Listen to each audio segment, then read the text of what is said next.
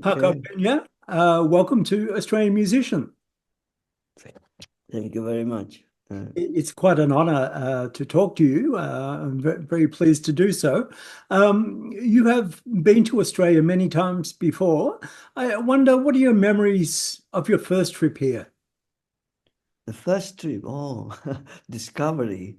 I mean, it was it was actually quite different from what Australia is now. I mean, Australia has moved so fast and so ambitiously. Um, it was a lovely place, reminiscent a little bit, quite a lot, in fact, um, with my part of the world, with Andalusia, Cordoba, which is hot, is dry, and in parts Australia did remind me of that, in vast spaces in the country, uh, and discovering, I mean, Sydney was a miracle, to come to the harbor was wonderful. But more, I mean, Perth was paradise in terms of weather, the beauty of it, the kindness of the weather and the landscape, and people were warm and informal, and I really have wonderful memories from discovering Australia long ago. Yeah. You'll be here in 2 weeks, maybe even less than 2 weeks, Right. touring Australia again. You're doing two special performances of your Requiem for the Earth, Indeed. one in Queensland at the QPAC and one at the Adelaide Guitar Festival. This is a Right. show that you have performed all over the world. But tell me about the origins of this show. How did it come about? Well, I think perhaps the beginnings are on a previous show that I had done, um, and that is because going to countries as I was doing, here and there. In Poland, I had quite a public, and a festival asked me if I could compose, present for them. A sort of religious piece, because it was to do with sacra, musica sacra, like for kind of religious music. The whole festival was, and I was a bit taken aback, and I, not being a composer in the normal sense, you just take something and just do it. Well, I I thought about it, and I must say, with trepidation, I did a misa, a mass, a flamenco mass.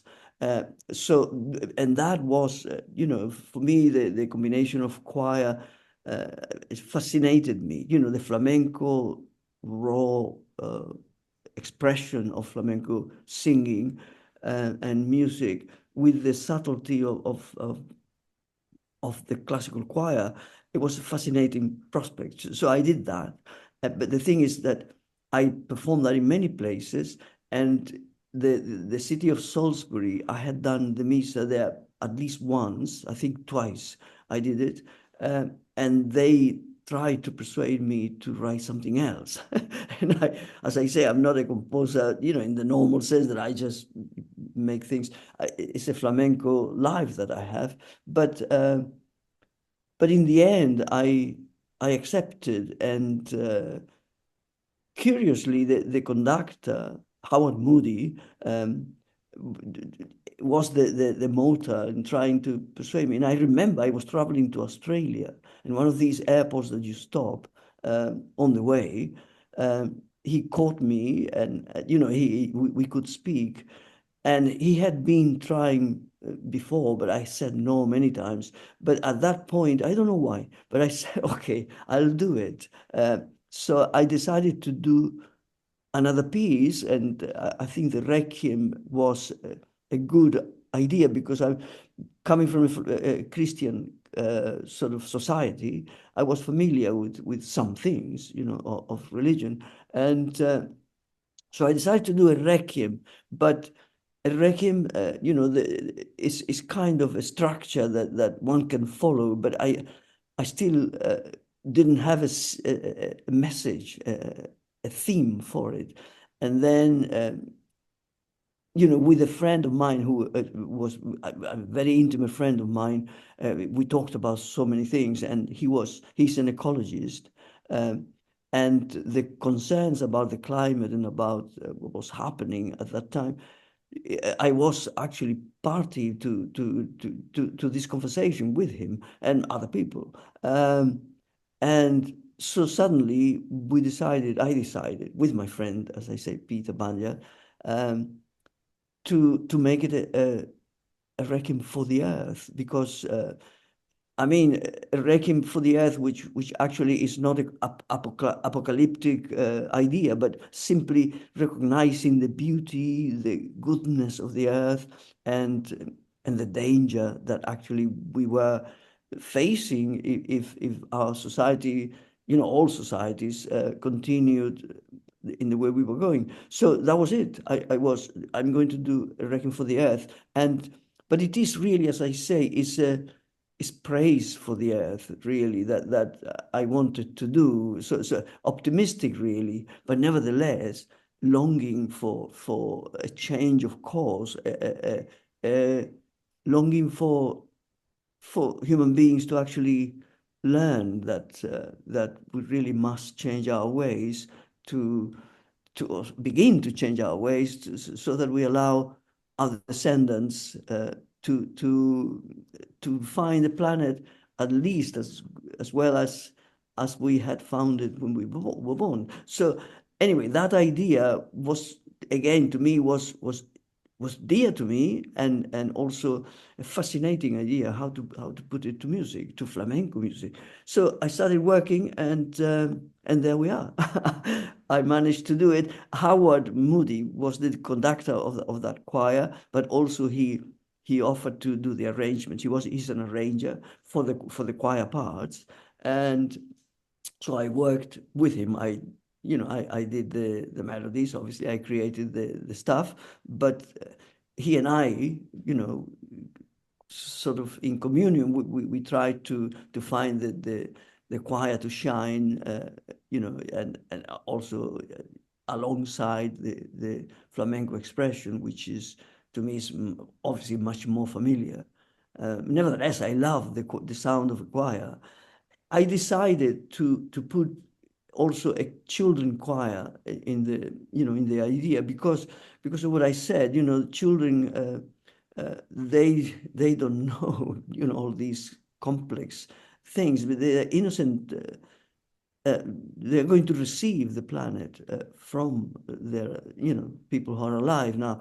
So children was an important thing to just put in the score and in presence, uh, because they sing with clear voices, such innocent and beautiful, pure voices. They actually accuse mankind of the things that are happening. So anyway, so that is the composition. I have four flamenco soloists, singers, and a group of guitars and percussion, and then the main choir and the children choir, and all of that was a journey. It took me a few months, and anyway, I was delighted to do it, but I didn't want to pretend to know everything about climate change or anything like that.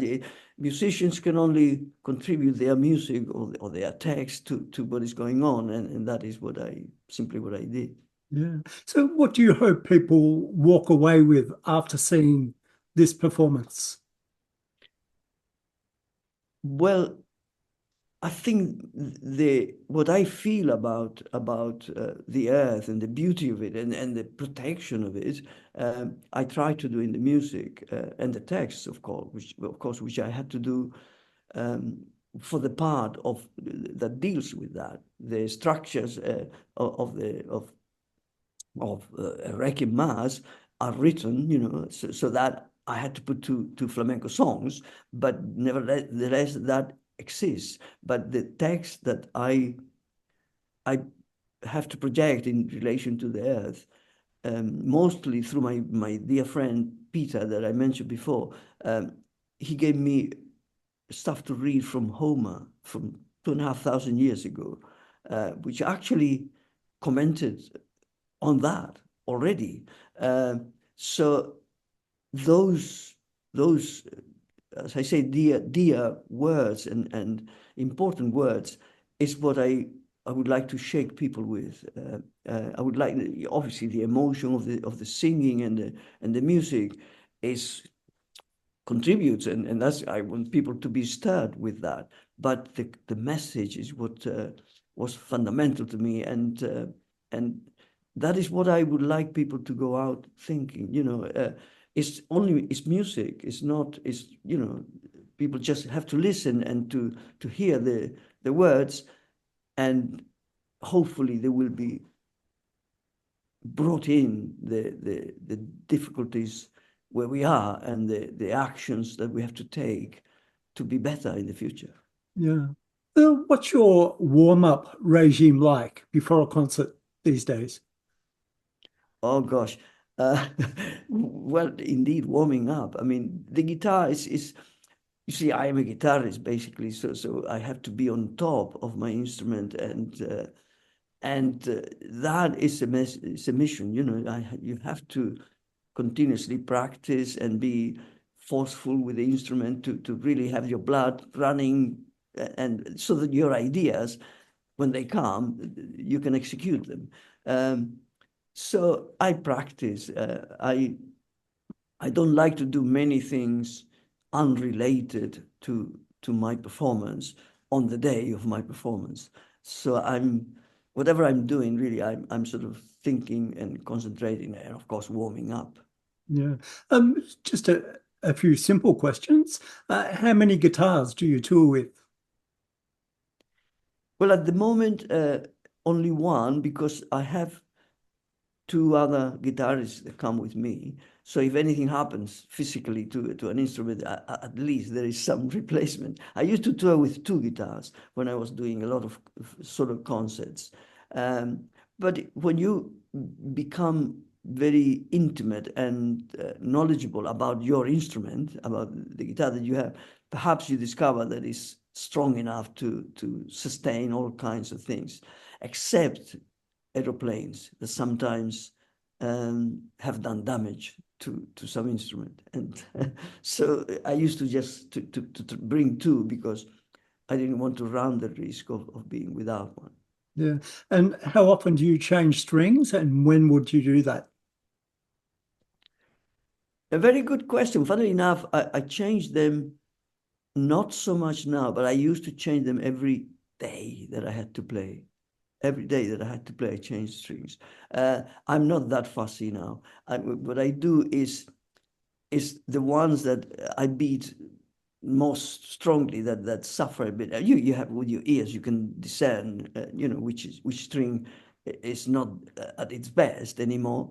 So you just change one or two, and mainly basses, which deteriorate or degrade quicker than the nylon strings of the treble. So I change one or two, and that does it. Even just one at times does it. The guitar, it kind of becomes alive again with that support. But that has to happen every concert. I will change something because I have to. I don't know why, but one becomes very sensitive about the sound you expect from your instrument. So I play with that, and something I change every time. Yeah. You grew up in a poor family. How much of the hunger to break out of that poverty was transferred into your guitar playing? I think that hunger was there, but I think the guitar is such a sensitive, wonderful thing that it was to me, and music and my culture. I think it's two separate things. I think that by itself would have compelled me to do what I did, to pursue the a guitar career, the music career. But but I was working in different things,